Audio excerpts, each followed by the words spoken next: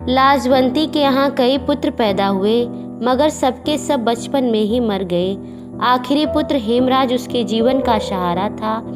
उसका मुंह देखकर वह पहले बच्चों की मौत का दुख भूल जाती थी।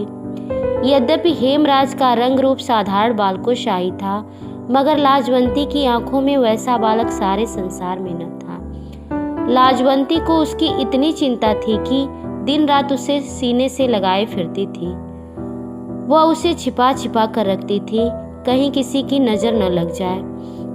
वह एक पल के लिए उसे खुद से दूर नहीं करती थी। गांव की स्त्रियां कहती, हमारे भी तो बच्चे हैं, तू जरा जरा सी बात में यूं पागल क्यों हो जाती है। लाजवंती यह सुनती तो उसकी आंखों में आंसू लहराने लगते। भर्राए हुए स्वर में उत्तर देती, क्या कहूँ, मेरा जी डर जाता है। इस समय उससे मरे हुए पुत्र की याद आ जाती थी और उसके मन में भय बैठ जाता था। मगर इतना सावधान रहने पर भी हेमराज बुरी नज़र से न बच सका। प्रातः काल था, लाजवंती दूध दूह रही थी। इतने में हेमराज जागा और जागते ही मुंह फुलाकर बोला, माँ। आवाज में उदासी थी। लाजवंती के हाथ से बर्तन गिर गया। दौड़ती हुई हेमराज के पास पहुंची और प्यार से उसके सिर पर हाथ फेरकर बोली, क्या है बेटा, घबराया हुआ क्यों है तू। हेमराज की आंखों में आंसू डबडबाए। रुक रुक कर बोला, सिर में दर्द हो रहा है, बहुत दर्द हो रहा है। बात साधारण थी, मगर लाजवंती का नारी हृदय कांप गया। यही दिन थे, यही ऋतु थी जब उसका पहला पुत्र मदन मरा था। वह भी इसी तरह बीमार हुआ था। लाजवंती के पैरों के नीचे से धरती खिसक सी मालूम होने लगी। वह व्याकुल हो गई। गांव में दुर्गादास वैद्य अच्छे अनुभवी वैद्य थे। लोग उन्हें लुकमान समझते थे। सैकड़ों रोगी उनके हाथों से स्वस्थ होते थे। लाजवंती उनके पास पहुंची। लाजवंती को देखकर वैद्य बोले, क्यों बेटी, क्या बात है।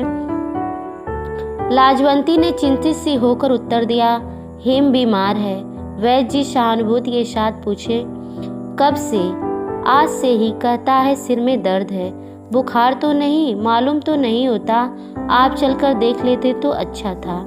वैद्य जी का मनोरथ सिद्ध हुआ। उन्होंने जल्दी से कपड़े पहने और लाजवंती के साथ चल दिया। जाकर देखा तो हेमराज बुखार से बेसुध पड़ा था। वैद्य जी ने कहा, कोई चिंता नहीं है, दवा देता हूँ, बुखार उतर जाएगा। लाजवंती के डूबे हुए हृदय को सहारा मिल गया। उसने दुपट्टे की आंचल से अठन्नी निकाली और वैद्य जी को भेंट कर दी। वैद्य जी ना ना करते हुए पैसा ले लिए। कई दिन बीत गए, हेमराज का बुखार नहीं उतरा। वैद्य जी ने कई दवाइयां बदली, परंतु किसी ने अपना असर न दिखाया। लाजवंती की चिंता बढ़ने लगी। वह रात रात भर उसके सिरहाने बैठी रहती। लोग आते और धीरज देकर चले जाते। एक दिन लाजवंती ने वैद्य से पूछा, हकीम जी, आखिर क्या बात है, जो बुखार उतरने का नाम ही नहीं लेता। वैद्य जी ने उत्तर दिया, मियादी बुखार है। लाजवंती चौंक पड़ी। उसने तड़पकर पूछा, मियादी बुखार क्या। अपनी मियाद पूरी करके उतरेगा, पर कब उतरेगा। 21वें दिन उतरेगा, इससे पहले नहीं उतर सकता। आज 11 दिन तो हो चुके हैं, बस 10 दिन और हैं। किसी तरह ये दिन निकाल दो, भगवान भला करेगा। लाजवंती का माथा ठनका। हिचकिचाते हुए बोली, कोई अंदेशा तो नहीं। वैद्य जी बोले, देखो, बुखार सख्त है, हानिकारक भी हो सकता है। मेरी राय में तो हेम के पिता को बुलवा लो। लाजवंती सहम गई। उसका दिल बैठने लगा। आशा के साथ निराशा भी उसके सामने आकर खड़ी हो गई। उसका पति रामलाल मुल्तान में नौकर था। उसने तार भेजा। वह तीसरे दिन पहुंच गया। इलाज दुगनी सावधानी से होने लगा। यहाँ तक कि 10 दिन और बीत गए। अब 21वां दिन सिर पर था। हेम की देह अभी तक आग की तरह तप रही थी। लाजवंती और रामलाल दोनों घबरा गए। सोचने लगे, क्या बुखार एकाएक उतरेगा। वैद्य जी ने नाड़ी तो देखी तो घबराकर बोले, आज की रात बड़ी भयानक है, सावधान रखना, बुखार एकाएक उतरेगा। लाजवंती और रामलाल दोनों के प्राण सूख गए। वैद्य के शब्द किसी आने वाले भय की पूर्व सूचना थे। रामलाल बेटे की सिरहाने बैठ गए। लाजवंती के हृदय को चैन न था। वह मंदिर पहुंची और देवी के सामने गिरकर देर तक रोती रही। जब थककर उसने सिर उठाया तो उसका मुखमंडल शांत था, जैसे तूफान शांत हो जाता है।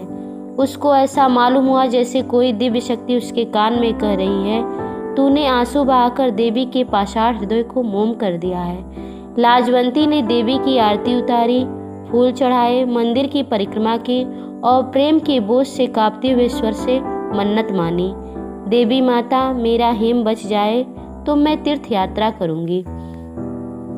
मन्नत मानने के बाद लाजवंती को ऐसा लगा जैसे उसका संकट टल गया। घर पहुंची तो पति ने कहा, लो बधाई हो, तुम्हारा परिश्रम सफल हो गया, बुखार धीरे धीरे उतर रहा है। लाजवंती के मुख पर प्रसन्नता थी और आंखों में आशा की झलक थी। झूमती हुई बोली, अब हेम को कोई डर नहीं है, मैं तीर्थ यात्रा मान आई हूँ।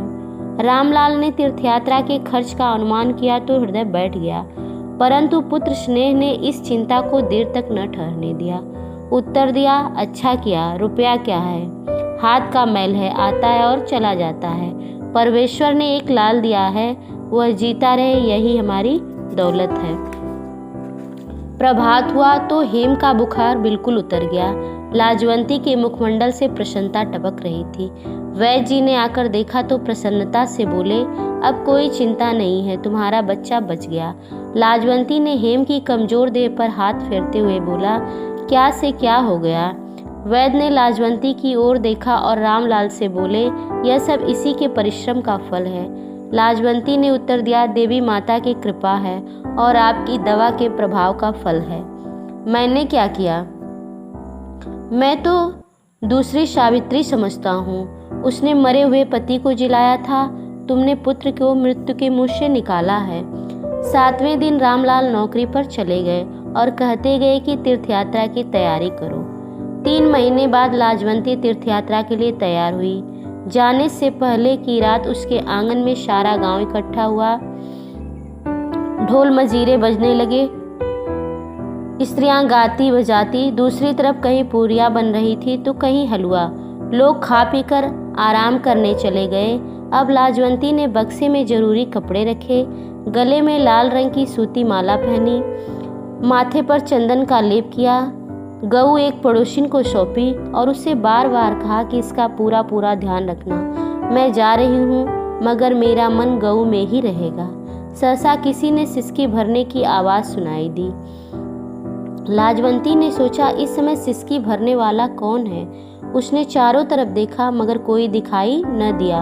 वह छत पर चढ़ गई और पड़ोसन के आंगन में झुककर जोर से बोली, हीरा।